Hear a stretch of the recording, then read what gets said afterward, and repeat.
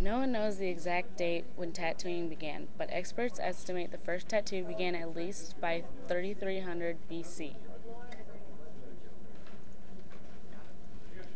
Experts believe that the first tattoo started when ashes from fires accidentally got into wounds and under the skin of prehistoric cavemen who liked the way it looked and continued the process.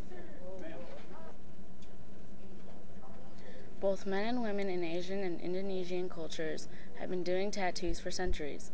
In the Orang Ulu tribe of Borneo, only women were allowed to practice tattooing. Tattooing was a male-dominated art for a long time in North America. That meant that the ones who had control were the men, and women didn't start tattooing until the early 1900s. According to a 2003 survey by Scripps Howard News Service and Ohio State University, 15% of the U.S. adult population has a tattoo, and the figure rises to 28% of adults younger than 25. In addition, 88% of those interviewed said they knew at least one person who has a tattoo. According to the U.S. News & World Report, tattooing is the sixth fastest growing retail business in 1997. Believe it or not, some states like South Carolina, Massachusetts, Oklahoma, and Indiana actually ban tattoo parlors. States like Kentucky actually require a licensed nurse to be present at their tattoo parlors.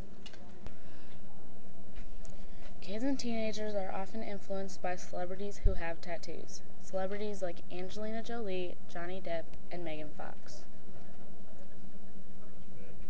Clinton Sanders, the author of Customizing Your Body and a sociology professor from the University of Connecticut, says tattoos have become a fad.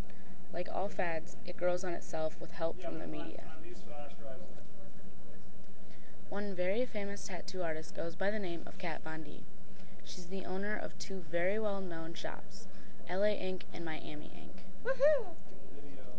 There is really no set price for a tattoo. It all depends on the size, colors, and detail and shop you go to.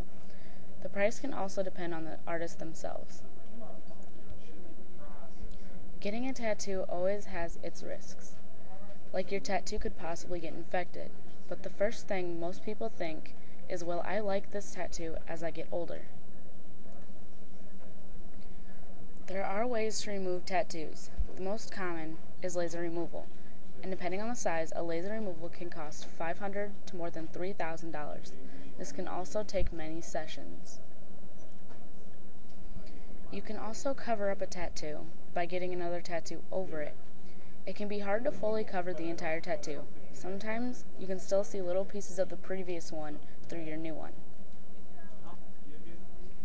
Before tattoo guns were made, in order to get a tattoo, you would have someone take a sharpened bone of some sort, dip it into ink, and tap it into your skin. The first electric tattoo gun was invented in 1891. Since then, body art has become much faster and easier. The electric gun is based off an automatic engraver invented by Thomas Edison. An American inventor that goes by the name of Samuel O'Reilly added a holding piece to Edison's machine and tubes that made ink flow to the needles. Then he patented it. The needles that go into a tattoo gun are called sharps. The amount of sharps the artist puts on the needle bar all depends on the amount of color and the kind of line that will show up on the skin. When lining a tattoo, a small amount of sharps is used. The thinner the line, the closer the sharps are together.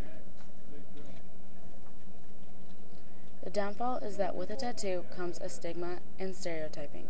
Some generations don't understand that just because someone has a tattoo, it doesn't mean that they are a troublemaker or in a gang. Many people in my generation have tattoos to show their love for their family members, like tattoos for grandparents or parents that have passed. People shouldn't be judged on their tattoos. They should be judged on their personality.